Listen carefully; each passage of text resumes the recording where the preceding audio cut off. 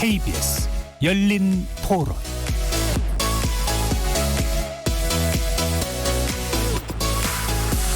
안녕하십니까. KBS 열린 토론 정준희입니다.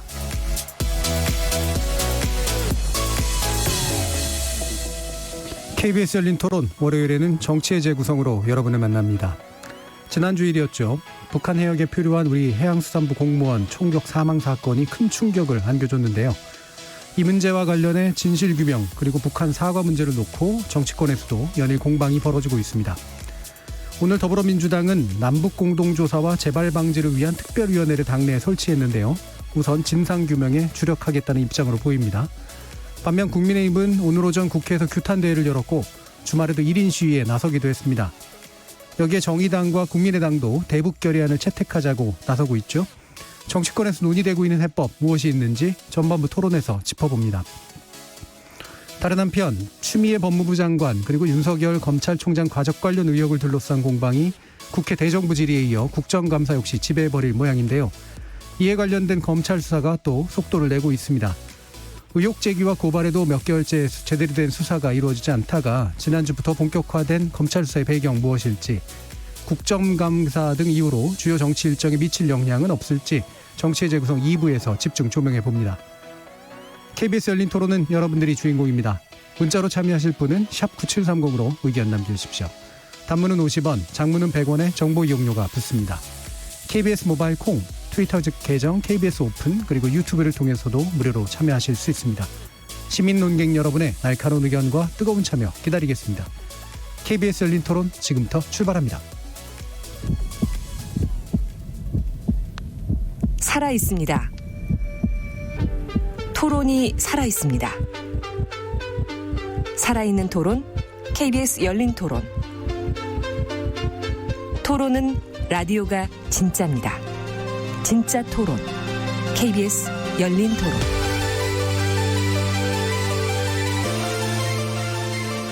정치를 보는 새로운 시선, 정치의 재구성에서 시작합니다. 함께해 주실 네 분의 논객 소개해드리겠습니다. 먼저 더불어민주당 장경태 의원은 오늘 사정이 있으셔서 불참하셔가지고요. 오늘 스페셜 게스트로 열린민주당 김성애 대변인 모셨습니다. 안녕하세요. 네, 안녕하세요. 김성애입니다. 자, 그리고 다른 세 분 정치의 재구성을 지켜주시는 고정 패널입니다. 먼저 제1야당 미래통합당 최고위원 지내신 이준석 전 미래통합당 최고위원 함께하셨습니다. 네, 안녕하십니까. 이준석입니다. 그리고 국민의당 국민미래연구원장 맡고 계시는 배재대 정현종 교수 나오셨습니다. 네, 안녕하세요. 정의당의 전 혁신위원이셨죠. 김준우 변호사 모셨습니다. 네, 안녕하세요. 김준우 변호사입니다. 자, 일단 1부에서는 북한 관련 문제 살펴보게 될 텐데요. 지금 어업지도 공무원의 이제 피살 사건에 관련된 뉴스가 이제 나왔고, 상당히 정치적으로도 크게 쟁점화될 그런 부분으로 보입니다. 일단 현재 사안 어떻게 보고 계시는지 말씀 들어볼 텐데요. 오늘은 김준우 변호사님부터 말씀 듣겠습니다. 네, 오프닝에서 제가 조금 경거망동했더니 어쨌든 일단 제일 먼저 일단 불행한 사고고 이제 고인과 유가족은 좀 되게 애도의 마음을 표하고요. 굉장히 불행한 사태인데 남북 관계의 특수성 때문에 종종 이런 불행한 사태들이 계속 몇 년마다 한 번씩 반복되는 부분이 제일 불행한 부분인 것 같습니다. 근데 이번 사건 같은 경우는 물론 지금 이례적으로 사과 표명, 유감 표명이 이제 북에서 나오긴 했지만 어쨌든 재발 방지나 진실 규명을 위한 공동의 작업들이 좀 필요하다고 생각하고요. 그 부분과 관련해서 여야가 정쟁의 도구로 이 문제를 삼기보다 좀 제대로 이런 문제들이 다시는 발생하지 않을 수 있도록 재발 방지가 가능한 어떤 경로 그리고 진실한 진상 규명이 될 수 있도록 남북 공조가 좀 이루어질 수 있도록 하는 긍정적 방향으로 좀 여야의 의견들이 좀 모아졌으면 하는 바람입니다. 예, 진상 규명 그리고 재발 방지를 위한 실효적 접근법이 무엇이냐 이 부분에 좀 집중해야 된다라는 의견 주셨네요. 정현종 교수님. 일단 무고한 민간인이 어찌됐건 공직자이긴 합니다만 민간인이 북한에 의해서 사살되고 또 불로 태웠다 이런 얘기도 있는 거 아니겠습니까? 북한은 물론 아니라고 얘기를 했지만 어쨌든 그런 상황이 벌어졌다라고 하는 것 자체는 상당히 참담하죠. 국민 입장에서는. 예. 그러나 이제 이번 사건이 남긴 그 고인의 어떤 죽음을 애도하는 것과 더불어서 남긴 또 하나의 문제는 뭐냐면 대한민국이 하나도 바뀐 게 없구나라는 생각을 하게 됩니다. 뭐 우리가 굳이 세월호의 7시간을 얘기하지 않더라도 사실 이런 문제가 발생했을 동안에 과연 청와대 또 국방부 또 군 또 가까운 여러 가지 관계기관들이 무엇을 했는가라고 하는 겁니다. 그걸 또 되짚어서 우리가 물어봐야 되는 상황이 된 것이죠. 그래서 이런 상황에 국민들은 어떻게 안전함을 느끼고 살 것이며 아까 뭐 말씀하셨지만 대북 관계가 시시각각 변하는 거 맞죠. 그러나 이번 정권만큼 게다가 통일부 장관까지도 사실은 북한과의 관계를 따뜻하게 풀어보려고 노력했던 사람들이잖아요. 그러니까 그런 상황에서조차도 이런 일을 벌이고 있다라고 하는 것 자체는 상당히 이 경악을 금치 못한다는 것이죠. 예. 그래서 북한 문제를 대하는 우리의 태도 또 기조 이런 것들이 과연 이렇게 가는 게 맞는 거냐. 그리고 민간인들이 이렇게 위험한 상황에 처했을 때 과연 위정자와 국가기관들은 무엇을 하는 것이냐. 그러니까 한 번도 해결돼 보지 않은 이런 문제들을 또 남기고 있어서 정말 답답합니다. 예. 자, 기본적으로 일단 두 가지 논점이네요. 하나는 이게 이제 예방 및 뭔가 이렇게 중간에 어떤 대처가 가능했던 사건이라고 판단을 하시는 것 같고 거기에 대해서 세월호 사건과 유사하게 기본적으로 정부가 할 일을 못했다 이렇게 보시는 것 같고요. 또 한 가지 문제는 대북 유화 조치를 기본으로 하는 현 정부에서도 왜 이 문제는 반복되고 있을까라는 그런 문제 얘기를 해주셨습니다. 예, 김성애 대변인. 예, 일단 뭐 무엇보다 그 참바다에서 그 장시간 표류하시다 결국 북한군에 의해서 사살되신 고인의 명복을 먼저 빌고요. 그리고 저는 뭐 이 사과에 대해서 이야기를 많이 하고 있는데 어쨌든 이 통일전선부의 입장문에 보면 국무위원장 김정은 동지는이라고 해서 시작해서 뜻을 전하라고 하셨습니다. 문장 중간은 어떻게 됐건 평양에서 써서 내려보낸 문구라고 전 보거든요. 예. 그 대목에서 대단히 미안하게 생각한다라는 이야기와 커다란 실망감을 준 이야기를 꺼낸 만큼 이 이야기는 이 자체가 실천력을 담보하고 있다고 생각합니다. 예. 북한의 지도자들 같은 경우는 유감 표명 한 번도 하기 어려워갖고 지금까지 굉장히 남북관계를 긴장을 만드는데 역할을 많이 했었는데 그런 것에 비하면 진일보한 조치로 보는데 예. 이 조치를 말을 뭐 직접 한 이상 여기에 대한 상응하는 책임을 질 수 있도록 공동 진상조사단을 꾸리고 일단 시신을 먼저 회복하는 것을 한 축으로 해야겠고요. 또 이 과정에서 여러 가지가 드러난 것 중에 하나가 어쨌든 한반도의 평화를 만들기 위한 각국 정상들의 노력들이 지금 친서 등을 포함해서 나오고 있지 않습니까? 이 재발 방지는 결국 평화협정으로 가서 남북 간의 군사적 긴장을 완화하는 것 외에는 다른 답은 없다고 생각합니다. 거기에 대해서도 우리가 좀 진지한 논의를 해야 될 때가 아닌가 말씀을 드리겠습니다. 일단 이제 북한이 이례적으로 어쨌든 시급하게 급하게 사과의 형식을 취했고 그렇기 때문에 문제 해결의 방향은 일단 좀 잡힌 것이다라고 보신 거고 문제 해결의 궁극적인 건 구조적인 문제이기 때문에 결국은 남북 간 대치 체제 문제로 좀 고민을 해야 될 때이다라는 의견이셨습니다. 이준석 최고위원. 그러니까 북한이 이런 식으로 반응한 건 이례적이죠. 예. 그런데 뭐가 이례적이냐면 원래는 이런 일이 있으면은 모르쇠, 발뺌, 그리고 무시 이렇게 나오거든요. 그런데 이번에 뭔가 말했다는 것이 이례적입니다. 그런데 내용을 짚어보면 저는 거짓말로 볼 요소가 굉장히 많다. 그러니까 이례적으로 거짓말을 해준 것에 대해서 우리가 고마워해야 되느냐. 이게 이제 제가 보는 문제점이고. 자, 먼저 봤을 때 북한이 했던 말들을 그냥 북한 말을 신뢰하는 입장에서 들어보자면은 어쨌든 거동 수상자가 본인들의 어떤 영역을 침범했다고 하고 그래가지고 본인들이 물에 띄워놓고 한 6시간 있다가 그분이 도주하려고 해가지고 쐈다 이겁니다. 예. 10발 정도 쐈는데 그분이 맞아서 돌아가셨는데 가보니까 시신은 없고 부유물만 있어서 태웠다 이거거든요.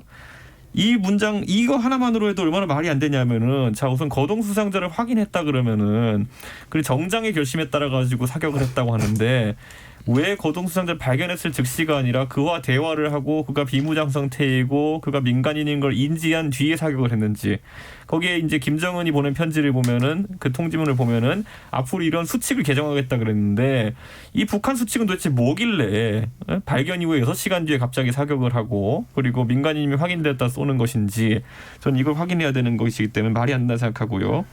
그리고 저는 이제 살펴봐야 될 것이 아까 도망이라고 했던 것 중에 보면은 사실 이 분은 표류하고 있었습니다. 표류라는 건 무동력 상태라는 이야기고 북한은 선박으로 단속을 했기 때문에 동력이 있는 상태였는데 6시간 동안 있어서 기진맥진해진 사람이 어떻게 도주를 했다는 것인지, 예를 들어 동력선에 의해서 뭐 헤엄을 쳐서 벗어나려고 했다는 것인지 아주 주장이 말이 안 되는 주장이거든요. 저는 이런 것들을 다 이제 오히려 정부에서 물어봐야 되는 것인데 앞으로 이렇게 할지 안 할까 의문이고요. 저는 청와대의 대응과 군의 대응도 이제 좀 살펴봐야 되는 게, 저는 군의 정보는 무조건 신뢰합니다. 근데 그 안에서 청와대와 군의 행동 중에서 정무적 판단들이 있었다고 한다면 그건 좀 야당이 지적할 부분들이 있다. 네. 예를 들어 우리 국민이 사실상 거기서 뭐 준억류 상태로 있었다는 것을 뭐 견시든지 첩보든지 어떤 식으로든지 봤음에도 불구하고 그분이 사살될 때까지 어떤 통지도 묵직히 하지 않았다고 한다면 그것도 문제고요. 처음에 화장이라는 표현을 썼는데 사실 화장이라는 표현은 불을 써서 장례를 지낸다는 의미이지 이렇게 증거인멸에 가까운 시신소각을 하려는 이런 행태에는 적용되지 않는 말이라고 네. 봅니다. 그렇기 때문에 이것도 굉장히 정무적으로 어떻게 이런 단어를 쓰게 되는지 짚어봐야 되는 부분이고, 저는요 이게 왜 중요하다 보냐면은, 자 북한이 아까 말했듯이 단속을 해가지고 어쨌든 그분이 돌아가셨다 그러면은 기본적으로 가가지고 그분이 무슨 뭐 특수부대인지 민간인지 뭔지 확인하려고 시신을 인양하려는 노력 같은 걸 해야 될 거란 말이에요. 근데 그걸 하지 않았다는 게 굉장히 이례적이고, 그분이 총에 맞는 상황 속에서 조준 사격이 되었는지 아니면은 뭐 이 경고 사격 중에서 우발적으로 사망한 것이, 이런 것들을 나중에 알기 위해서는 이제 부검이 필요한 것인데 예. 그게 불가능해졌어요. 소각을 주장하면서. 그래서 저는 이거를 북한 말대로 믿어주기가 참 어려운 부분이 있고, 마지막으로 청와대 대응 같은 경우에 저는 이제 1시 반에, 새벽 1시 반에 이걸 이제 관계부처 장관들이랑 모여가지고 이제 회의를 해가지고 NSC에서 뭔가 하게 되는데, 저는 2시 반에 회의의 결론이 나왔는데 왜 8시 반까지 대통령에게 보고를 늦췄을까? 결국 6시간 동안에 대통령을 깨울 가치가 없는 일이라고 생각했던 것인가에 대해 가지고 이건 정무적 판단 또는 안일함이 작용한 게 아니냐 이런 생각을 하게 돼가지고 예. 제가 지금까지 쭉 말씀드린 거 다 얘기해드렸더니 아침에 김남국 의원이 자기도 이상하대요. 예. 뭐 아침 얘기고요. 같은 채널이죠. 이 자리였어요. 근데 오늘 그래서 김남국 의원 하루 종일 고생하더라고요. 예. 아니 그러니까 지금 조금 심각하게 우리가 얘기를 해야 될 부분이기 때문에 예. 그 사실은 지난주 금요일이었죠. 외통위에서 이제 그 송영길 위원장 주재로 긴급 현안 질의가 있었어요. 제가 이제 그것을 좀 지켜봤는데, 그 송영길 위원장이 더불어민주당 소속이잖아요. 예. 물론 그 당시에 뭐 우리가 알고 있는 전해철 의원이라든지 또 누구죠? 청와대 그 비서관 했던 분, 윤건영 의원 예. 같은 분들은 아까 말씀하신 대로 북한의 어떤 그 사과문에 대해서 굉장한 그 비중을 두시면서 말씀을 하시더라고요. 그래서 국민 입장에서 이제 그걸 지켜보면서 첫째로는 사과의 내용임에는 틀림이 없는 것 같아요. 그런데 너무 그 앞뒤가 안 맞는 것이죠. 사람을 그렇게 해놓고, 민간인을 그렇게 해놓고 사과할 정도의 그런 변화, 개선이라고 표현하시더군요. 더불어민주당 의원들은. 그런 어떤 그 정권이, 북한이 그 실제로 그 민간인에 대해서 그렇게 아까 말한 그분이 그 대한민국 국민이라고까지 밝혔다고 얘기를 해요. 그러면 우리가 9.19 남북 합의서를 갖고 있고 그들의 수칙이 규칙이 무엇인지는 모르겠으나 우리가 그런 합의 사항을 갖고 있다라 그러면 그분이 대한민국 사람이라고 자기 정체를 밝혔던 바에, 근데 그런 부분들에 대해서 전혀 가만히 안 되고 있었다는 그런 부분들이고요. 그리고 또 하나는 이분이 그 망망대해에서 사실은 그 작은 부유물을 가지고 이렇게 떠 있었던 부분이라는 것도 그 상임위에서 얘기가 나왔어요. 그래서 계속해서 지치고 굉장히 힘들어하는 상황에서 끊임없이 계속 말을 시키고 뭐 이러면서 몸을 움츠리면 그것을 공격 자세로 북한이 해석을 했다는 겁니다. 그러니까 이런 모든 것들을 보았을 때 과연 통지문에서 뭐 사과하고 뭐 뭘 밝히겠다 이렇게 얘기를 하는데 도대체 무엇이 바뀌었는지를 이해할 수가 없는 거예요. 남북 합의서라는 것까지 갖고 앉아 있는 그런 형국에서. 예. 그러니까 그런 측면에서 우리 정부는 이것을 너무 바뀐 부분에 초점을 맞춰서 여당이 호들갑을 떨 게 아니라 기본적으로 이들이 도대체 어떤 충돌 속에서 규칙과 또 남북 합의서의 충돌이 분명히 있었던 거잖아요. 그러니까 그런 상황에서 했던 행동들, 그리고 또 하나는 지금 뭐 재발 방지를 해서 공동조사단을 꾸린다고 얘기를 하는데 공동조사단을 꾸렸을 때 이들이 제대로 밝혀내는데 협조할 보장이 있습니까?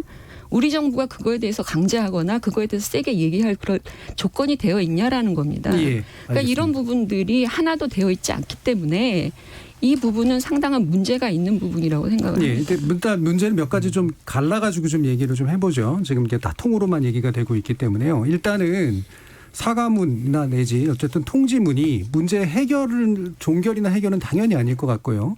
적어도 문제를 푸는 출발점이 될 수 있다고 보시는지 아닌지에 대한 의견을 좀 여쭙도록 할게요. 예, 일단 김성현 대표님. 일단 기업주가 나와서 사과를 하고 하는 행위 자체는 예. 그 뒤에 진상을 조사하고 재발 방지책을 내놓게 됐다라는 생각을 할 때 사과를 하지 뭐 미안하다고 사과하는 게 아니거든요. 지금 이 문제도 어쨌거나 김정은 위원장이 말 그대로 이례적으로 한 거 아닙니까? 지금까지 하지 않았던 사과를 한 만큼 그 뒤에 따르는 후속작용들 당연히 지켜봐야 될 것이라고 보고요. 동시에 조금 전에도 말씀드렸지만 지금 여러 가지 외교적 흐름을 봤을 때 정전협정 이야기를 문재인 대통령이 얼마 전에 꺼냈을 때도 이제 생뚱맞다는 이야기를 했는데 알고 봤더니 그 뒤에는 이제 거대한 물밑 흐름이 있는 거 아닙니까? 이런 흐름과 같이 맞물려 들어가는 상황이기 때문에 저는 전국을 잘 보면서 진상규명은 진상규명대로 하고 그러는 가운데 남북 포함해서 뭐 미국, 중국 등 그 외국과의 이 외교적인 노력을 통해서 이 지금 추진하고 있는 평화협정 체결로 가는 방향과 진상조사가 함께 가면 충분히 실천력을 담보할 수 있을 거라고 봅니다. 일단 아까 두 분께서 제기해 주신 그러니까 그 사과문 안에 있는 내용을 못 믿겠다라는 부분은 사실 확인이 좀 필요한 부분이니까 일단은 좀 접어두고라도요. 우리가 정보나 첩보를 좀 더 가지고 있어야 되니까. 그래서 제가 말씀드렸지만 김정은 위원장이 국무위원장 김정은이부터 시작해서 했다 부분에 대해서는 우리가 충분히 논의해 볼 수 있다고 이야기하는 것이죠. 앞부분은 뭐 그들이 지어낸 말일 수도 있고 거짓말일 수도 있다라는 의심을 하면서 접근을 해야겠지만 이례적인 예전에는 북측이 유감만 표명해도 모든 문제를 눈녹듯 덮고 넘어갔던 전례를 생각하면 해보면 이번 문제만큼은 국익을 우선에 두고 진보 보수 할 것 없이 언론들도 그렇고 좀 지금은 같이 힘을 모아야 될 때라고 생각을 그럼 합니다. 이 부분 평가해 주세요. 그러니까 지금 아까 제기해 주셨던 문제가 그러니까 두 분이 공통적으로 지금 제기하고 계신 건 정부 여당이 사과를 받은 거를 되게 좀 과잉하게 마치 문제가 해결된 것처럼 좀 약간 뻥튀기 시키는 느낌이다라는 거랑 그다음에 두 번째로는 과연 이제 진상조사로 들어갔을 때 북측이 이 부분을 토대로 해서 진상조사하는데 제대로 된 어떤 태도를 보이거나 실제 실효적일 것이냐라는 부분에 대해서 어떻게 보시는지를 김준우 변호사님. 일단 저는 뭐 정치권이 이제 중요한 사건이니까 서로 이제 약간 정제되지 않은 언어들이 좀 튀어나오는 시기라고 생각을 해요. 뭐 그리고 이제 조사가 제대로 되지 않기 때문에 정부에서 나오는 이야기나 단어도 약간 선택적으로 취사 선택해서 들을 필요도 있다고 생각을 하거든요.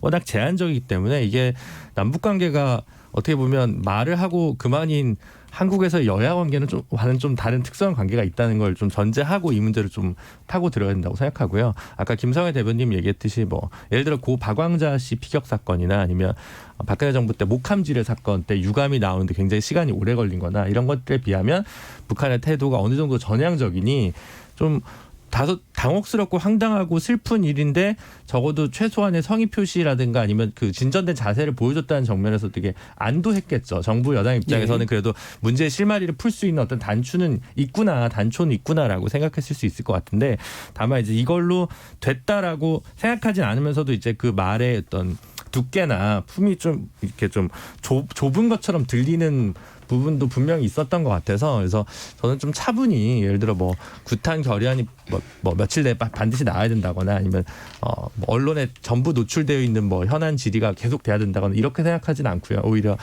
정부가 차분히 수집된 정보에 기반해서 여야가 뭐 국방이나 이렇게 해당 상임위에서 좀 진중하게 좀 더 잘 논의되면 뭐 하나 둘 풀릴 수 있지 않을까 싶고요. 그리고 이제 공동조사가 잘 되겠냐라고 얘기를 하면 그럼 요구할 게 일단 공동으로 해서 우리가 심지어는 북한 영해에 들어가서 조사를 할 권한을 요구를 해야 될 것이고 뭐 되든 안 되든 요구를 해야 되는 부분이라고 저는 당연히 생각하거든요. 근데 그걸 되겠냐라고 물어보면 해야지 그걸 되겠냐라고 이제 뭐 하고 있는 거냐 왜 지금 당장 나오지 않냐라고 얘기하는 거는 조금 북한 체제가 어쨌든 가지고 있는 특수성이 있기 때문에 그리고 우리에 비해서 사실은 뭐 제가 생각하기에는 턱없이 낮은 수준의 행정력을 가지고 있기 때문에 그렇게 신속하게 움직일 수 있는데 한계가 있다고 생각을 하고요. 그래서 하루 이틀 3일에 따라서 좀 사태가 많이 변해질 거라고 생각합니다. 그래서 너무 또 그런 발언 하나하나 일희일비하고 뭐 서로 뭐 이렇게 정쟁을 하는 모습이 그렇게 생산적인 것 같지는 않다. 예. 아니, 그날 이준석 최고위원 일단 말까지 듣고요.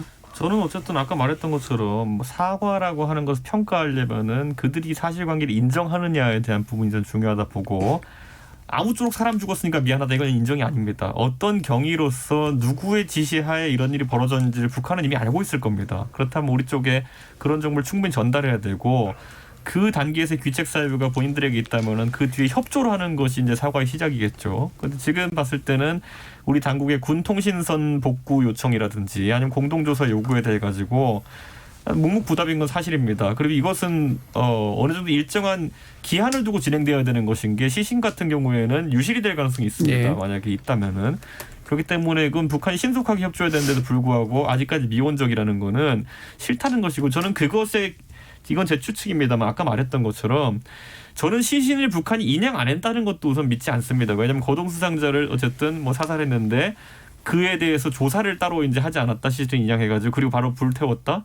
저는 이거는 믿기 어렵고 그렇다고 했을 때 북한 입장에서는 사실 이 경위를 밝히는 것이 굉장히 부담스러울 수밖에 없을 겁니다. 어떤 네. 총격에 어떻게 희생되었는지가 굉장히 중요하기 때문에. 그래서 저는 이거는 그쪽으로 기대하기는 좀 어렵다. 하지만 우리 정부는 강력하게 요구해야 되는 것이고 저는 이것이 만약에 보장되지 않는다고 한다면은 북한에 굉장히 고자세로 나가야 되는 것이지 아까 말했듯이 거짓말이 다수 섞여 있는 것으로 예상되는 사과 한번 받았대서 거짓말해 주셔서 감사합니다. 이렇게 하는 거는 국제사회 웃음거리가 될 가능성이 있습니다. 저는. 예, 교수님. 그러니까 저는 사실은 뭐 지켜보자 이런 말씀들을 많이 하시더라고요. 조금 전에 제가 말씀드린 그 외통위에서 상임위에서 통일부 장관과 외교부 장관까지 이제 얘기를 하는 과정에서 양 장관 모두 다 이제 상황을 좀 예의주시하고 기다려보자라는 그런 표현을 쓰더라고요. 예. 그러면서 진상조사는 촉구하겠다는 거거든요. 그러니까 여기에서 저는 좀 굉장히 모호하게 느껴지는 게 뭐냐면 더 이상 이 문제에 대한 진상 촉구의 방법, 시기, 강도 그것을 북한에게 맡겨서는 안 된다는 것이죠. 우리가 피해자이기 때문에 우리가 그 방법과 시기와 강도를 우리가 촉구해야 되는 상황인 거예요. 예. 그러니까 그런 상황을 준비하고 있지 않다고 하는 것이 굉장히 놀라운 것이고요. 당일날 상임위에서 야당 의원들이 그런 질문을 합니다. 유엔 안보리라든지 실제로 필요한 외부 기관에 이 부분에 대해서 우리 정부가 강하게 촉구하고 요구하는 그런 적극적 조치를 할 계획이 있느냐라고 물으니까 묵묵부답이에요. 그러면서 북한을 계속 기다리겠다는 겁니다. 네. 그리고 여당 의원들은 사과한 것에 대해서 무슨 정권이 개선됐다든지 뭐 개혁적 군주 이런 표현까지 써가면서 여당 지금 의원들이 쓰진 않았죠. 그렇죠. 예. 그쪽 진영에서 네. 했던 거죠. 개혁적 군주인지 개몽적 군주인지.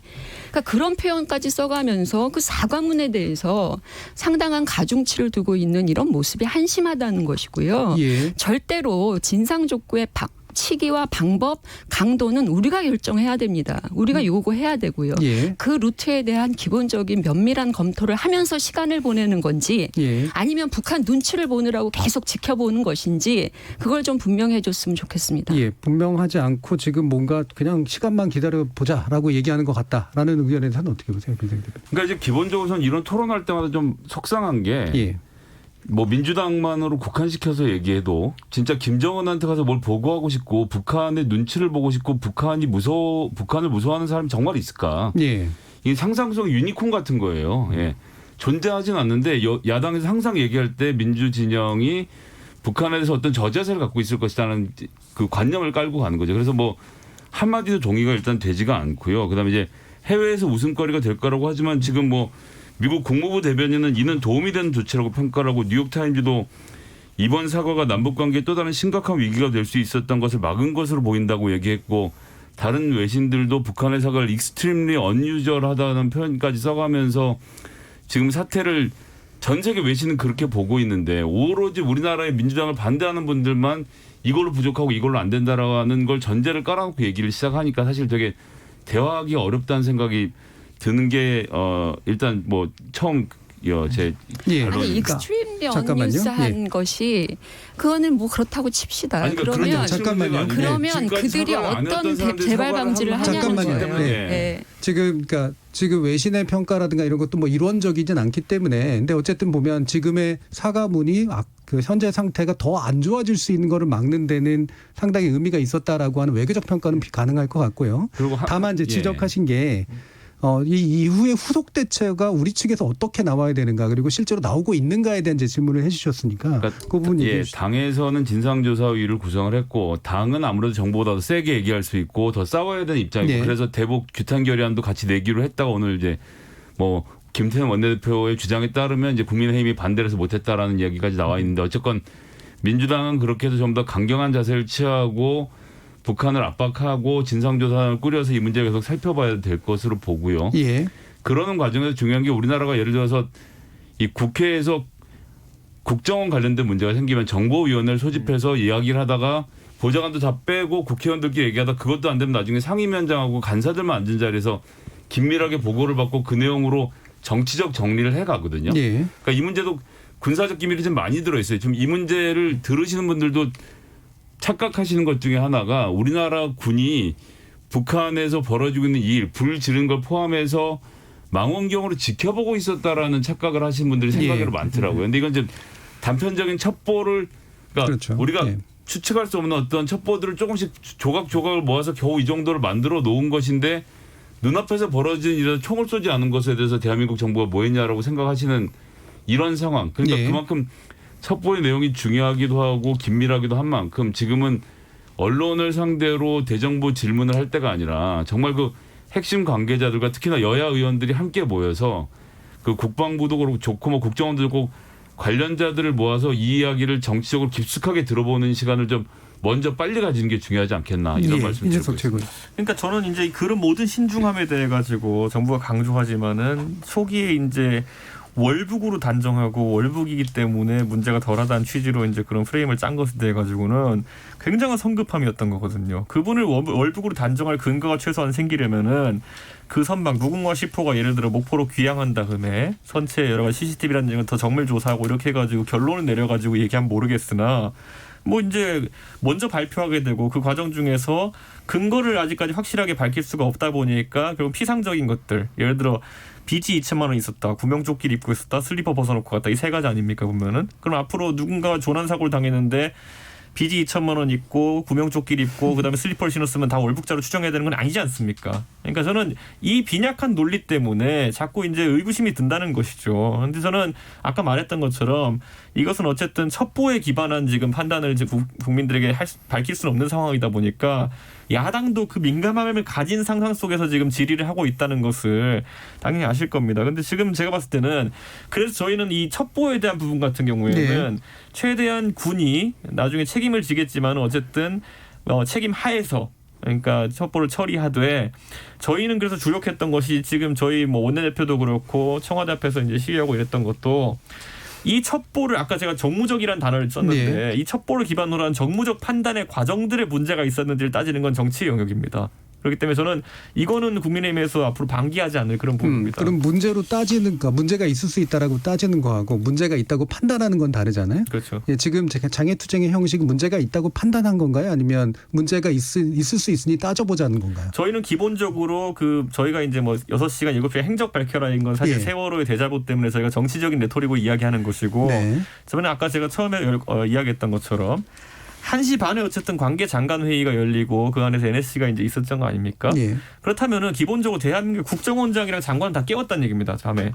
그러니까 잠 안 잤다는 얘기거든요. 근데 대통령께서는 주무셨다는 얘기예요. 그거는. 그러니까 이게 어디서부터 잘 수 있고 어디서부터 못 자는 건지가 저는 궁금한데 어쨌든 2시 반에 회의에서 결론이 났고 그 결론이 우리 국민이 사망했다라고 하는 것이라면은 예. 저는 충분히 2시 반에 대통령께서 보고를 받으시고 그에 대한 판단을 안 내릴 수 있습니다. 하지만 보고는 그때 되었어야 되는 것이거든요. 그런데 지금 청와대 측에서 이야기하는 거는 아침 8시 반에 이제 집무를 시작하면서 보고가 되었다라고 하는데 저는 이것만으로도 이제 야당 입장에 봤을 때는 이게 그 정도로 위중하지 않은 상황으로 판단했던 것이냐에 예. 대해서는 저희가 아까 말했던 정치적인 판단, 정무적인 처리에 대해서는 저희가 계속 지적할 수밖에 없는 겁니다. 예, 알겠습니다. 근데 그 부분에서 우리가 오해 소지가 있을 수 있으니까 약간 바로잡으면 그랬기 때문에 보고가 이루어졌다면 목숨을 안 잃게 어떤 구조 활동이 가능했다는 아니잖아요. 그건 지금? 그 전 단계입니다. 그거는 이제 이 실종 상태가 파악됐을 때 예. 그때 이제 정보당국 같은 경우에는 이걸 처리하는데 시간이 필요했다 그러고 있거든요. 예. 근데 그거야말로 그건 뭐 실제 실무적인 상황에서 시간이 들 수는 들 수 있겠지만은 아까 말했던 것처럼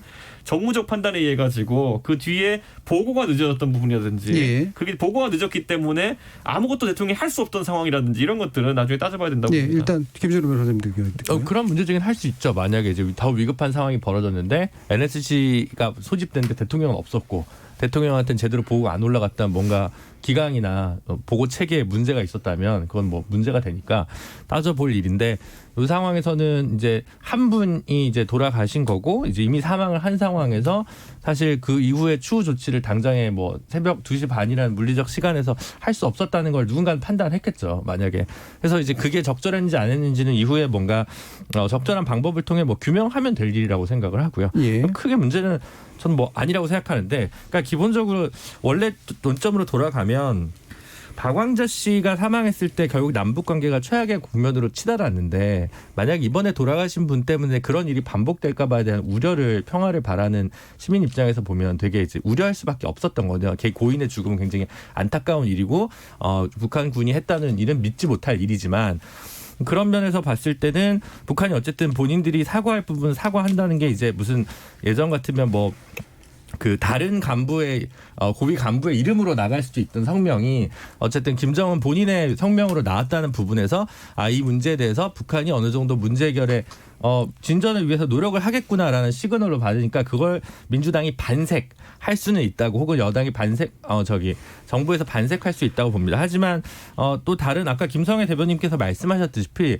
이게 지금 북한을 좀 적정하게 압박하기 위해서라도 정부와 국회가 조금 다른 톤으로 이 문제에 접근하는 것은 뭐 필요할 수 있다고 보거든요. 예. 뭐 한일 관계에서도 실제로 정부가 좀 하기 어려우면 국회에서 조금 더 강한 어조로 나가야 될 필요성이 있을 수가 있으니까요. 그러니까 이제 그런 건 좀 따져볼 문제인데 이거를 이제 북한을 그래서 어떻게 적절하게 압박을 하고 혹은 이제 정부가 움직일 수밖에 없음을 북한을 통해서 이제 얘기하는 이제 저간의 사정을 만들기 위한 것이 좋겠는데 이 문제가 왜 터졌냐, 이 문제를 왜 제대로 못했냐라는 것만 가지고 국한에서 조금 더 레토릭이 좀 더 과한 것 같으니까 이 문제가 정말 문제 해결을 위한 비판인지 아니면 정쟁의 도구로 삼는 건 아닌지라는 고민이 가끔 드는 거예요. 그래서 그런 것들을 좀 야당에서 제1야당에서 조금 더 책임감 있게 다가선다면 국민들도 좀 납득하지 않을까. 여당이나 정부가 무조건 다 잘했다고 제가 말씀드리는 게 아니라 비판의 각이 정치적 레토릭은 좀 거품은 좀 제거하고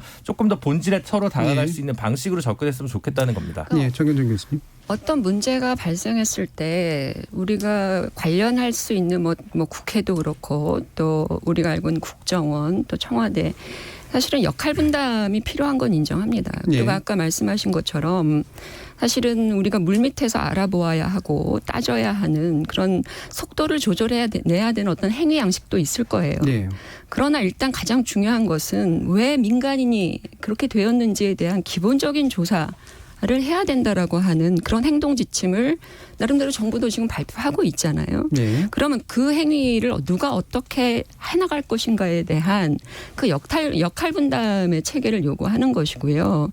아까 그 첩보에 대한 그 정무적인 말씀하셨는데 사실은 일정한 그 첩보에 대해서 여러 가지 문제의식 좀 회의감을 가질 수 있도록 만든 책임은 그 첩보 정보를 최초에 공개하거나 생산한 그런 군 당국에 있었던 것도 맞다고 생각을 해요. 왜냐하면 처음에 나왔던 군의 일성이 뭐냐면 북한이 그럴 줄 몰랐다라는 거였거든요.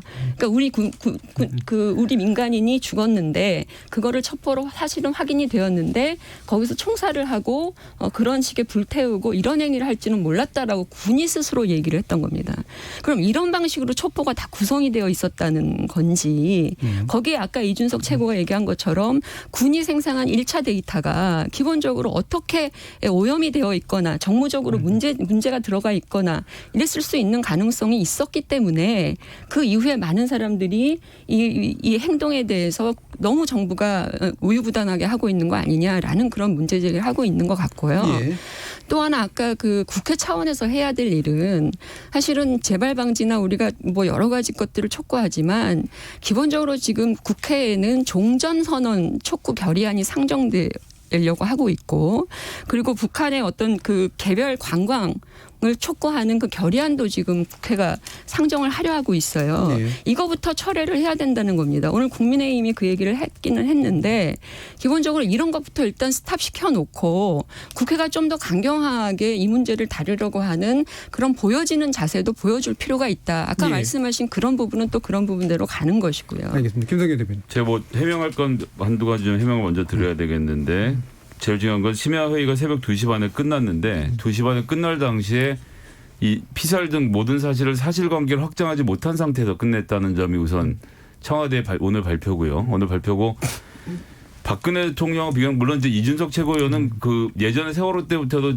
이 문제에 대해서는 박근혜 정부의 비판적 입장을 가지셨기 때문에 뭐 전 이준석 최고위원이 그렇게 말씀하시는 건 불편하지 개인의 문제는 않은데 아니니까. 근데 예. 국민의힘이 이 문제에 대해서 이야기하는 건 굉장히 불편한 게 박근혜 대통령의 당시의 문제는 세월호가 침몰하고 있는 10시 반까지 잠을 깨우러 갈 수 있는 사람이 한 명도 없는 청와대에 대한 문제였고 10시 반에 앞에다 쪽지를 놓고 나와야 되는 그 한심함에 대한 문제인 거지 지금 이것과 그것은 비교할 수 있는 성질의 문제가 아니고 제가 문재인 의원 시절에 함께 일했던 보좌관들과도 친하게 잘 지내고 잘 아는데요. 한밤중에도 일 있으면 직접 보좌관이 전화해서 깨우는 정도의 관계가 형성되어 있는 사람들입니다. 그러니까 마치 우리 대통령님 주무신데 내가 이걸 가서 깨우면 어떡하지라고 해서 안 깨운 것처럼 생각하는 건 그건 박근혜 정부 시절에 박근혜 청와대에 있는 사람들은 그렇게 상상할 수 있는 일이겠지만 문재인 정부에서는 일어날 수 없는 현실이다. 다만 2시 반 회의가 끝났는데 사실관계로 확정이 되지 않았기 때문에 보고가 안 들어간 것이고 다음날 아침에도 사실관계가 확정이 안 된 상태로 보고를 한다고 보고가 들어갔고 그 보고를 듣고 관련돼서 좀 더 정확하게 알아보라는 지시가 나오고 확인이 된 대로 바로 공개하라는 지시가 나왔기 때문에 그 이후의 과정들이 이어졌다는 점. 그래서 이걸 박근혜 대통령의 문제하고 섞는 것은 정말 국민의 한 사람으로서 불편하다는 말씀을 먼저 드리고요. 이제 그 아까 말씀하신 종전 협정과 관련해서는 저는 지금이 그럼에도 불구하고 그 카드를 손에 쥐고 있을 때라고 생각합니다. 이 모든 불행한 사태의 근본 원인은 남북 간의 군사적 대치에 있고 군사적 대치를 해결하려면 예를 들어서 통신망도 열려 있어야 되고 그리고 남북 간의 자유로운 통화도 이루어져야 되고 그리고 정전협정이 평화협정으로 바뀜으로써 군사적 대결이 낮아질 때만 문제가 해결이 가능하기 때문에 여기서 지금 정전협정은 집어넣고 다시 대결 구도로 넘어가자는 것은 또 다른 희생자를 만들 구조로밖에 갈 수 없다는 저는 근데 생각합니다. 여기서 제가 이제 문재인 정부에 대해서 굉장히 실망하는 지점이 뭔가 하면요. 방금 하신 설명들 누가 할 수 있는 말이냐면요. 보통 이제 전체주의자들이나 아니면 군국주의자들이 할 수 있는 말이에요. 왜요? 뭐냐면은 공익이 사익에 우선한다 이거 아닙니까? 지금 보면은 이 상황 속에서 우리 국민이 죽음을 당하고 사실 그에 대한 진상규명이 완료되지 않은 상황 속에서 이제 공익의 성격에 해당하는 종전선언에 따른 어떤 부차적인 이득이나 이런 걸 언급한다는 것 자체가 사실 국민들 정서에 부합하지 않는 측면이 있다고 지적하는 겁니다. 왜냐? 뭐 모르겠습니다. 예전 같은 경우에 보면 그렇게 할 수 있는 사람도 있을지 모르겠지만은 문재인 정부는 이 많은 상황 속에서 사람이 먼저다를 외쳤는데 저는 그렇다면은 지금 상황 속에서는 그 유가족의 마음이라든지 아니면 전반적으로 우리 국민 아까 저는 기본적으로 제 개인적인 생각이지만 거짓말로 판단합니다. 사고가 진실되지 않을 볼 수 있다는 그런 상황 속에서 자꾸 미래 지향점만을 이야기하는 것 자체가 제가 봤을 때는 너무 섣부른 게 아닌가 이런 생각을 할 수밖에 없는 것이고 예. 저는 적어도 지금 단계에서 왜냐하면 지금 이번 정부에서 저 통일부 장관 이제 바뀌었지만 그 전에 계신 분은 박광자 사건 아까 굉장히 안타까운 사건이었는데 박광자 씨 사건에 대해 가지고 통과 의례라고 말씀하셨어요. 그리고 이번에 지금 이 사건 발생한 뒤에는 이 정부와 관계된 많은 분들이 전화위복이라는 단어를 쓰고 계세요. 물론 결과적으로 나중에 10년 뒤에 보면 그럴 수 있겠지만 지금 시기에 아직 진상규명도 안 된 상황 속에서 전화위복이라는 단어를 꺼내는 것 자체가 뭐가 그렇게 복스럽습니까? 지금 우리나라가 지금. 자, 이거는 지금 언어들이 제가 볼 땐 정교하진 않은 것 같아요. 현재 나오는 언어들은 여러 가지 공익 사익이니 뭐 이런 것들도 그렇고 자 1분씩만 이렇게 두 분 듣고 마지막에 마치죠. 약간 과하신 것 같아서 전체주의랑은 상관없는 것 같고요. 법률가가 제일 나쁘게 이제 그래서 욕먹는 거기도 한데 이제 비례성 심사 이런 걸 되게 중요시 여기거든요. 그러면 눈에는 누구 이해는 있는데 눈에는 이해하면 안 된다고 생각하거든요. 그러면 군사 도발이 일어났거나 뭔가 그런 문제가 생겼으면 종전 뭐 촉구안을 처리할 수 있겠죠. 근데 지금 이 문제는 사실 뭐 먼저 뭐 쳐들어와서 뭐 이렇게 무슨 뭐 총탄이 오고 간 것도 아닌데 여기서 종전 촉구안을 감정적으로야 그 가족분들이나 주변 친지분들이 얼마나 마음이 아프겠습니까만은 그걸 지금 갖다 댈 거면 이게 지금 균형이 안 맞다고 생각하거든요. 근데 그걸 가지고 뭐 전체주의다 이렇게 얘기할 건 좀 아닌 것 같고 오히려 좀 그래서 좀 더 정교하게 대응 방안이나 가지고 쓸 수 있는 수 저는 그때 박광식 사건 관련해서 북한이 제대로 사과하지 않아서 완전 남북관계가 완전 단절로 나아간 거는 사실 좀 어떻게 보면 좀 과잉된 말하자면 그 대응이었다고 이명박 정부 때 그렇게 생각이 들거든요. 그래서 좀 맞지 않는 거 아니냐. 이것만 교수님 얘기까지 예, 듣고요. 대변인께서 말씀하신 거 제가 좀 문제 제기를 좀 드리면 첫 번째는 결국은 그 대통령에게 사실 확인이 제대로 되지 않았기 때문에 직보할 수 없었다. 바로 보고할 수 없었다. 이게 이제 청와대 측의 입장인 걸로 보여지는데 도대체 사실 확인이 안 된 부분이라는 것이 뭐 여러 가지가 있을 거예요. 그분이 어떻게 돌아가셨다든지 뭐 여러 가지 것들이 있었을 거예요. 그 첩보의 내용들을 구성하기 위해서는. 근데 가장 기본적인 팩트는 뭐냐. 군에 의해서 이미 우리의 민간인이 어디에서 이렇게 됐습니다라는 기본적인 팩트만으로도 대통령에게 말씀을 드려야 되는 상황이다라는 게 야당의 주장이라는 것이죠. 근데 그 어떤 다른 부분들에 대해서 확인하는 절차 그 이전에 가장 기본적인 돌아가셨다라고 하는 그것만으로도 굉장히 중차대한 의미가 있을 수 있거든요. 네. 남북관계 또 우리의 민간인이 그렇게 됐다라고 하는 부분에 대해서 대통령이 그거에 대해서 알고 계셔야 되는 것이고 그거야말로 직보해야 되는 그런 내용이다라고 하는 점이고요. 네. 두 번째는 아까 말씀하셨지만 종전 이 문제는 그렇죠. 그게 수단일 때도 있었습니다. 그러나 한번 따져보자고요. 9.19 합의를 하고서도 그 문건을 남기고서도 북한이 그 이후에 했던 일련의 활동들을 보시자고요. 연락사무소 폭파했고요. 그리고 최근에 우리 민간인까지 이렇게 총살했다라는 겁니다. 거기에서 해상에서. 그렇다면 이런 행위를 하는 사람들에게 여전히 종전선언의 어떤 촉구 결의안이라고 하는 것이 도대체 어떤 수단이 되고 어떤 압박 수단이 되느냐라는 겁니다. 예, 알겠습니다. 여기까지 듣고요. 예, 우리 청취자들 의견도 한번 들어보고 가겠습니다. 정의진 문자 캐스터. 네, 지금까지 청취자 여러분이 보내주신 문자들 소개합니다. 원희님, 국민의 죽음에 안타깝지 않은 사람이 어디 있겠습니까? 하지만 야당에서는 대안을 제시하기보다는 청와대 앞 1인 시위에서 보듯이 정치적으로 이용하는 것 같아 안타깝습니다. 정태용님, 우리 국민이 총에 맞고 불에 태워지고 있는데 정부가 그냥 보고만 있다면 옳은 일인가요? 쥐며늘님, 북한을 우리 기준으로 보면 답이 없습니다 해주셨고요. 이번 사건을 구조 노력조차 하지 않았던 세월호 상황과 비교하는 건 적절하지 않다고 봅니다. 그리고 역대 정부 가운데 최초로 문서로 북한의 사과를 받은 건 분명 의미가 있다고 봅니다. 라는 의견도 있었습니다. 브랜든킴님, 만약 북한이 지금 이 순간 우리 가족에게 해를 가하고 미안하다 한마디만 한다면 우리나라에선 무엇을 해줄 수 있는 건가요? 국민보호에 소홀했다고 봅니다.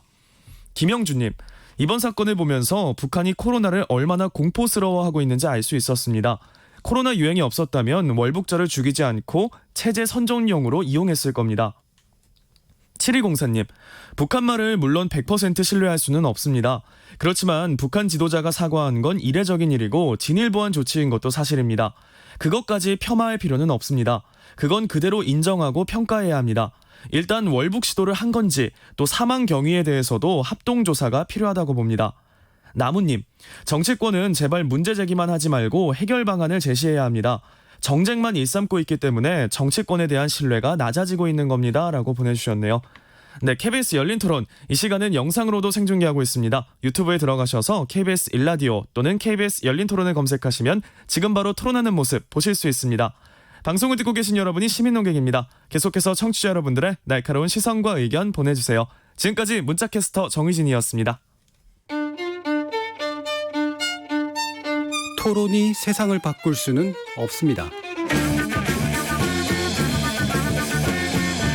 하지만 토론 없이 바꿀 수 있는 세상은 어디에도 없습니다.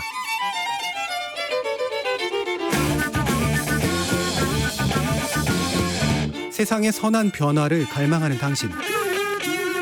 정답이 아니라 질문의 힘을 믿는 당신. 우리 KBS 열린 토론에서 만납시다.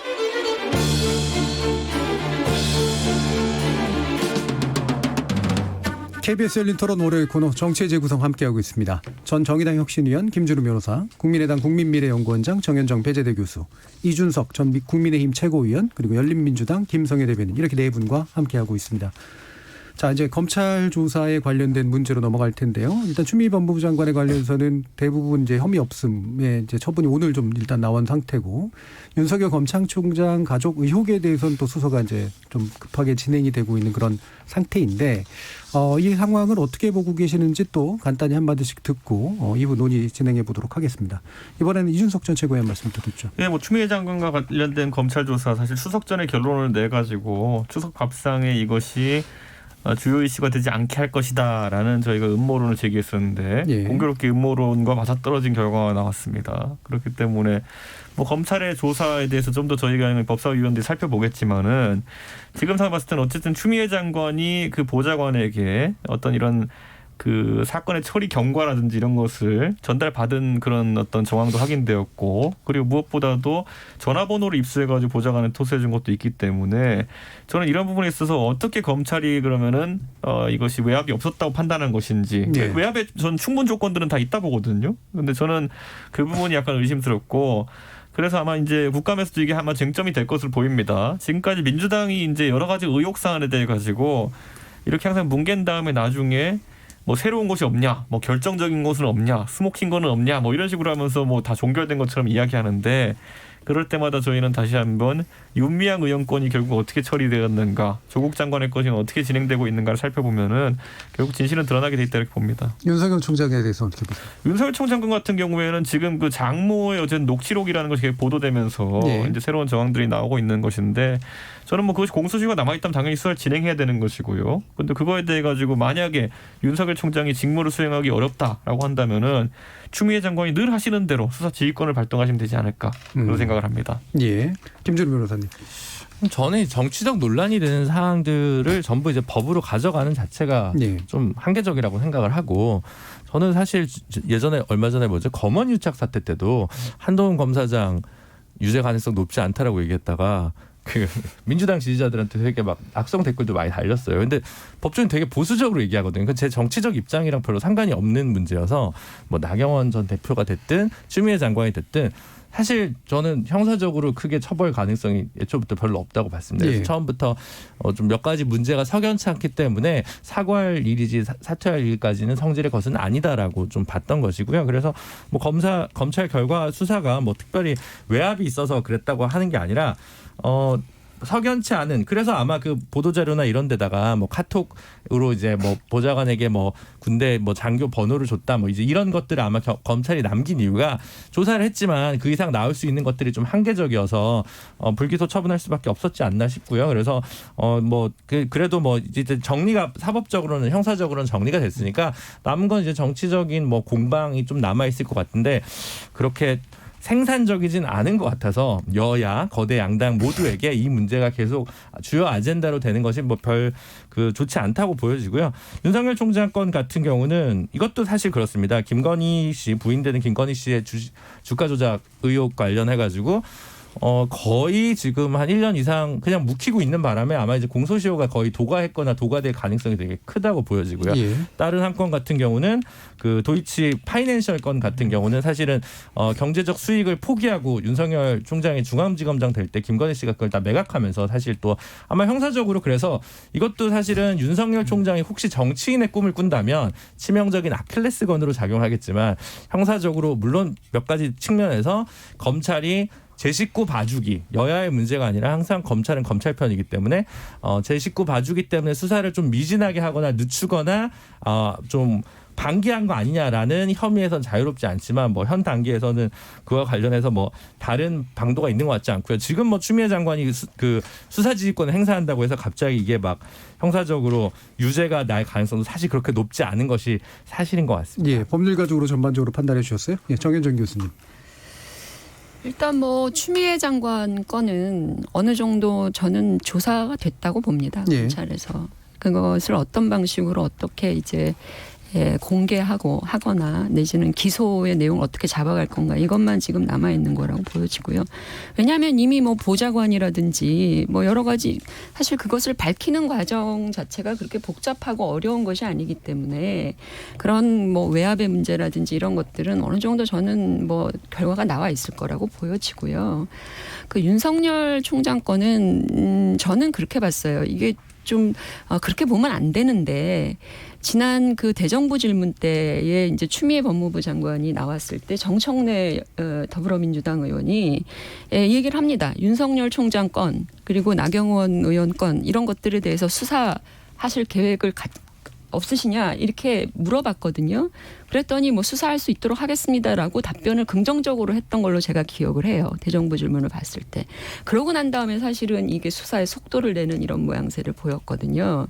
그래서 우리가 뭐 이 문재인 정부에 들어와서 검찰의 정치적인 그런 어떤 그 의존성을 많이 없앴을 거라고 생각을 하지만 이런 걸 보면서 사실은 뭐 장관이 어떻게 대응하느냐 이거에 따라서 수사의 속도를 갑자기 내기도 하고 공소시효 얼마 안 남았다고는 얘기를 하지만 이런 모습들이 아직도 바뀌지 않은 것 같아서 혹여라도 그런 관계가 성립이 돼서 윤석열 총장에 대한 수사가 그렇게 막 갑자기 부각이 된 것이라면 저는 이건 바람직하지 않다. 아니길 바랄 뿐입니다. 자, 그럼 요거는 한마디 더 명확하게 해주시죠. 이게 검찰의 제 식구 감싸기나 아니면 어떤 묵히기 관행의 문제입니까? 아니면 정치에 의해서 휘둘리는 어떨 땐 묵혔다가 어떨 땐 빨리 진행하는 문제입니까? 그거라기보다는 정치에 휘둘리는 어떤 관성적 특히 이제 권력과 또 이 소위 말하는 권력층에게 휘둘리는 것이죠. 그리고 이제 그날 제가 그것은 아니길 바랍니다만 법무부 장관이 갑자기 각성이 되어서 이건 수사를 해야 되겠다라고 적극적으로 내부에서 움직인다면 그걸 수사하는 이런 식의 관행들이 혹시 거기에 담겨 있는 게 아닌가라고 하는 것이죠. 예, 김성애 대표님. 일단 수사 결국 추미애 장관 그 보좌관 그리고 아들까지 해서 전부 다 혐의 없음으로 불기소 처분이 나왔더라고요 보니까. 근데 여기서 제일 깜짝 놀랐던 건 그 보좌관이 2017년에 추미애 장관하고 나누었던 카톡 내용이 그대로 남아 있다는 거예요. 보통 저도 보좌관 생활을 했습니다만 이 동네 문법으로는 잘 안 그러는 얘기인데다가 2020년 초반에 수사가 검찰 고발이 됐다라고 하면 그럼에도 불구하고 그냥 그대로 직장 상사와의 대화 내용을 그대로 갖고 있었다는 것은 뭐 하나도 감출 것이 없다라고 보여준 것이라고 거죠? 보고요. 그래서 나온 내용을 그대로 공개를 했기 때문에 그렇게 하고 나서 지금 교수님 말씀처럼 모든 것이 너무 쉽게 그냥 결론이 나오는 거였는데 왜 이걸 1월에 조사를 안 하고 지금까지 끌었는지 이거를 전 지금도 납득을 할 수가 없고요. 그래서 검찰의 두 가지를 지적하고 싶은데 판사들은 사건이 지금 이 랜덤으로 배정이 되는데 검사들은 나눠서 배정을 하고 이 완급을 조절하지 않습니까? 저는 차라리 그냥 이 무작위로 배정하고 3개월이면 3개월, 5개월이면 5개월 정해서 좀 기계적으로라도 처리하면서 공평함을 좀 만들었으면 좋겠어요. 그런 생각 일단 먼저 들었고요. 그다음에 그 윤석열 검찰총장의 건은 저는 좀 다르게 보는 게 이 수사가 원래 형사 1부에 있었던 사건이거든요. 형사 1부는 얼마 전에 그 한동훈 검사하고 몸싸움을 벌이면서 소위 말해서 뭐 문재인 정부에 너무 충성하는 거 아니냐는 비판을 들었던 분이 거기에 이 부장 검사로 있었는데 거기에서 수사를 안 했다라는 것을 놓고 보면 특히 이제 나경원 전 의원의 건이랑 엮어서 보면 결국 한 사람은 판사의 배우자고 한 사람은 검사의 배우자인 거 아닙니까? 그래서 어느 동네보다도 이 식구주의 정말 20세기에 무슨 조폭 영화에나 나올 법한 마피아 영화나 나올 법한 식구는 건드리지 않는다라는 이런 페밀리즘이 이 안에서는 아직 페밀리즘이 이 검찰과 판사들 안에서 남아 있다는 게 이 격리된 사회 이거 정말 개혁을 해야 될 때가 아닌가 생각을 합니다. 그러면 지금 김성애 대변인께서 보시기에는 이 두 건은 좀 다른 건인데 어쨌든 문제가 될 수 있는 건 실제로 빨리 처리할 수 있었던 것도 묵혔던 것들은 둘 다 맞고 그다음에 특히 후자 건 같은 경우에는 이게 일종의 페밀리즘 판사나 검사하고 연관된 문제였기 때문이다라고 판단하십니다. 추 장관이 푸시를 안 해서 안 한 게 아니라 그냥 검찰들 내부 식구들끼리니까 안 했다고 볼 수 없어요. 왜냐하면 똑같은 건에 대해서 이동재 검사하고는 굉장히 격렬하게 부딪혔지 않습니까? 그런데 가족은 건드리지 않는다라는 자기들의 룰을 그대로 적용한 걸로 의심해 볼 수밖에 없는 상황이겠죠. 이 부분 김준우 변호사님 어떻게 보세요? 그렇죠. 그러니까 예를 들어 나경원 대표 건도 좀 얘기를 해볼 만한 게 예. 이게 지금 조사하면 아마 제가 볼 때 무죄 나올 겁니다. 예, 무죄 나올 건데 저기 딸분 그 음대 입학권 관련해서는 뭐 시효가 아마 지나서 예. 안 됐을 거고요. 근데 이제 밖에서 보면 그렇다 하더라도 진실규명을 위해서 뭐 아들 논문 사건이라든가 이제 뭐 그다음에 그 집안에서 갖고 있는 그 저기 사립 학원과 관련된 문제라든가 뭐 몇 가지 의혹이 있었어요. 뭐 스페셜 장애 올림픽 관련한 문제라든가 어떻게 보면 수사할 수 있었는데 그리고 시효가 촉박하다면 한번 해볼 만한 여러 가지 정황들이 있었는데 작년에 그 야당의 원내대표고 그다음에 어떻게 잘하면 또 패스트트랙을 통해서 패스트트랙을 저지하고 검찰이 좀 싫어하는 방향의 법 개정을 좀 저지하는 데 도움이 되지 않을까라고 해서 의도적으로 침묵한 건 아닐까 이런 합리적 의구심은 사실 솔직히 들었거든요. 이게 예. 뭐 판사고 뭐 나경원 의원 본인이 뭐 법조인이어서라기보다는 그런 좀 정무적인 그 맥락이 좀 있었던 거 아니라는 부분에서 좀 마음이 좀 안 좋았고요. 그래서 뭐 아까 이제 김성애 대변인께서는 이제 시간을 정하면 좀 압축적으로 수사를 했으면 좋겠다라고 얘기를 하셨는데 물론 이제 너무 길어져도 정적들에 의해서 과도한 반대나 뭐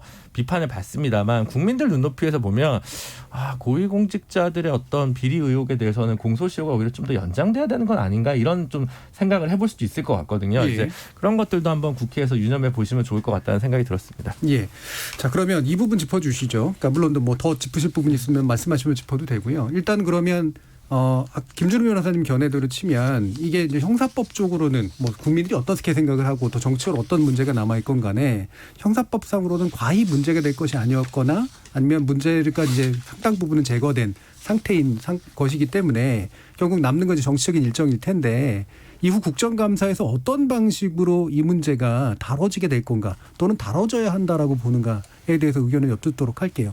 이준석 최고님. 저는 민주당이 나경원 의원 건에 대해 가지고 지금 이분이 뭐 현역 의원도 아니고 지금 이제 야인으로 있는 상황 속에서 국정감사에서 이걸 지적한다고 하면은 좀 맥이 빠지는 상황이 되지 않을까 예. 이런 생각을 하게 되고요.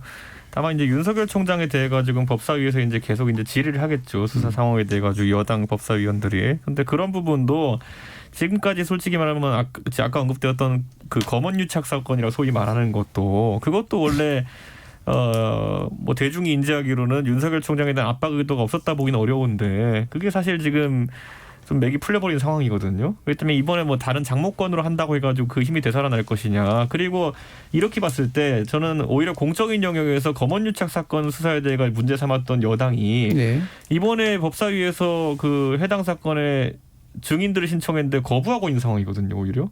아니 검언유착 사건이 그렇게 중요하다 그러면은 실제 증언을 할 수 있는 한동훈 검사라든지 이런 분들 이동재 기자 이런 분들 불러다가 놓고 거기서 이제 법사위를 진행하는 것도 하나의 방법일 텐데 그건 또 싫어해요. 그러니까 지금 이런 것들이 여당 입장에 상당히 모순점을 노출할 수밖에 없다. 아까 말했던 것처럼 그러면은 뭐 다른 사건들 이제 소위 말하는 검찰 개혁의 명분이 된다고 본인들이 주장할 사건에 대해 가지고는 다 공평하게 그 법사위에서 다뤄야 되는 거 아니냐 이렇게 야당은 아마 주장할 겁니다. 예. 김성애 대변인 마침 또 이제 그 참고인 얘기가 나와서요. 지금 이제 참고인 채택 문제 가지고 이제 이러저런 이제 다른 일들이 있고 또 열린민주당은 지금 이제 조선일보 사주 관련해서 좀 참고인 채택을 요구를 하기도 했었는데 그런 네네. 부분 관련해서 좀 말씀 주시죠. 그러니까 이제 국정감사 저도 국정감사를 보장하면서 여러 차례 해봤습니다. 본령은 새로운 사실을 밝혀내는 겁니다. 예. 그러니까 지금까지 나와 있는 정치적 공방을 끌고 가서 해봐야 하던 얘기에서 뭐가 달라졌냐는 비판밖에 듣지 못하기 때문에 기본적으로 지금 말씀하신 윤석열 건부터 시작해서 특히 뭐 나경원 의원 건 관련돼서 민주당 측에서 요청한 바도 없긴 합니다만 예. 관련된 이런 사건들이 저는 줄을 이루는 국정감사 같으면 이건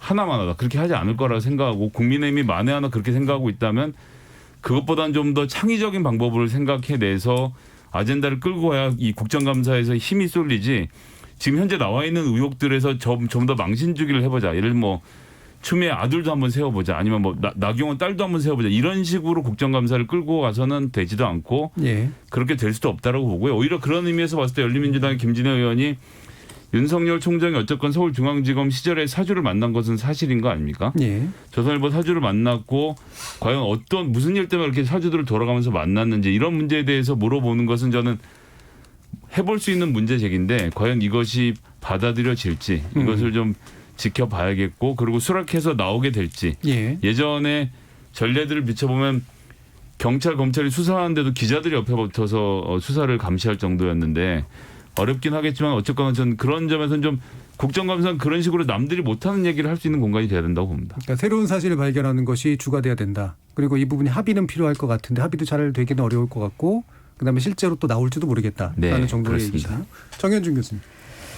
저는 사실은 국정감사는 이제 해당 상임위 이 문제가 어떤 상임위로 가서 논의되느냐에 따라서 예. 지금 말씀하신 것처럼 국민들의 알 권리 충족이라는 것도 있는 거거든요. 그러니까 지난 정치적 공방을 하느라 사실은 많은 의혹들만 남았고 국민들이 어떤 것도 사실은 명확하게 답을 들은 거는 없다. 물론 법적인 판단을 가지고 그것을 국회 상임위에서 논의해서는 안 된다고 봅니다. 그러니까 이 사람들이 어떤 뭐 예를 들면 범법적인 행위 또는 형의 문제, 얼마나 이게 중한 범죄 뭐 이런 식의 논의들을 하는 장이 되어서는 안 되는. 그건 법원에 맡겨야 되는 것이고 예. 또는 검찰의 기소에 달려 있는 것이잖아요. 그러니까 그런 부분들은 국회가 다루지 않는다고 하더라도 이번에 예컨대 추미애 장관 거는 국방부의 문제가 있어요. 제가 지난번에도 말씀드렸지만 국방부에서 얘기하는 그 휴가 관련되어지는 그런 어떤 규칙에 관한 문제라든지 뭐 이런 여러 가지 국민의 어떤 기본적인 생활과 또 관련되는 제도적 문제들이 거기에 담겨 있는 것이거든요. 국방부는 어떻게 뭐 이런 것들과 관련해서 국방위원회 같은 경우에는 사실은 필요한 증인들이 들어와서 예를 들면 뭐 지난번에 그 아들 건을 제보한 사람이랄지 뭐 이런 사람들이 증인으로 온다든지 그러니까 국방부 관련해서는 저는 충분히 논의될 바가 그 부분은 있다고 검찰의 보여지고요. 판단과 무관하게 해야 된다. 예, 그거는 법적인 문제 판단이 들어가는 것은 국회에서 다루어도 소용이 없고요. 다룰 필요도 없는 거죠. 이미 이제 이것은 법적인 영역으로 가는 것이기 때문에 예. 검찰이 기소를 하게 되면 말이죠. 그러니까 그래서 검찰은 불기소 일정을 내렸고요. 그러니까 어쨌든 예. 그 불기소 결정이 내려졌으면 실제로 더 이상 논의할 바는 없는 것일 수도 있는 것이고 예. 그러니까 국방부와 관련되는 부분에서 논의될 바가 있는 것이고 윤석열 총장 건도 저는 아까 뭐 윤석열 총장이 조선일보 사장을 만난 것이 왜 상임위에서 논의돼야 되는지 저는 그것도 잘 모르겠어요. 도대체 그것이 국민들의 생활과 무슨 관련성이 있길래 그러니까 그게 국회 그 당시 국정감사에서 사건하고 관련된 당사자였는데 만난 건 문제가 없다. 이렇게 네, 보시는 그렇죠. 그거는 어떤 사람을 만났냐고 해서 조선일보 사장을 증인으로 채택하는 것이 과연 국정감사의 정신을 살리는 것이냐라고 하는 점을 판단해 내려야 된다고 생각을 하고요. 예. 그러니까 그런 차원에서 본다 그러면 이것을 정치적 공방으로 끌고 갈 것이 아니라 그 안에서 미진했던 여러 가지 제도적 문제점, 절차적 문제점이 있었다면 자신은 재발되지 않아야 되는 거 아니겠습니까? 그렇다면 국회의원들이 당연히 그 부분에선 따져 묻고 어떻게 바꿔가야 될지에 대해서도 논의되는 그런 자리가 될 예. 때는 의미가 있는 사건일 수도 있다. 예. 그렇게 보는 거죠. 김준우 변호사님. 그냥 모르겠어요. 뭐 지지자들은 좋아할지도 모르겠어요. 근데 막 외야 펜스 앞에서 잡히는 시원한 플라이, 아무 유효 타점과 상관없는 예. 이런 거라고 생각하거든요. 야구를 치면 아니면 그냥 한국 정치의 오래된 문법, 남이 못하면 내가 이긴다. 이런 거거든요. 내가 잘해서 내가 이긴다. 이런 건 없고 그냥 그런 것 같아요. 그냥 그래서 고전적이어서 이게 정말 형사적으로 크게 문제가 될 사안이면 저도 두 발 벗고 이거 나가야 된다고 얘기를 하겠죠. 근데 제가 볼 때는 석연찮고 문제가 있거나 뭐 다 있지만 아주 결정적인 큰 그게 없기 때문에 사실 정치적으로도 이 문제 뭐 양쪽 모두에게 이걸 그렇게 크게 가져가는 게 크게 유리할까? 저는 굉장히 의문이고 좀 다른 지난주에 저희가 얘기했던 뭐 김종인 위원장이 뭐 공정경제 3법을 받는다든가 예. 이런 진취적인 얘기를 하는 국회가 지금 돼야 되지 않나라는 생각이 듭니다. 방금 그 김성애 대변인 말씀하신 그 조선일보 사주에 관련된 문제도 역시 마찬가지로 그렇다고 보시나요? 근데 이건 뭐 저는 사실은 선정적이긴 하고 저도 예. 궁금하긴 한데 이분이 뭐 홍석현 뭐 중앙일보 회장도 만나시고 방상훈 사장님도 만나시고 참 언론에 관심이 많으신 것 같아요. 근데 안 나오실 거잖아요, 방상훈 사장님이. 그러니까 이제 끝나는 거죠. 뭐 최근에 뭐 팽수 부르겠다고 얘기하는 거랑 저는 뭐 사실 솔직히 얘기해서 별 차이가 없을 것 같아서 왜냐하면 나오지도 않을 거고 출석도 안 할 거고 뭘 숨기냐 뭐 이렇게 팽수 모르는 건 EBS 경영진이나 EBS 노사관계에 물어보면 되는 정도 수준의 문제를 지금 예. 가지고 나오라고 하는 거고 당사자한테 안 물어봐도 방상훈 되는 거고.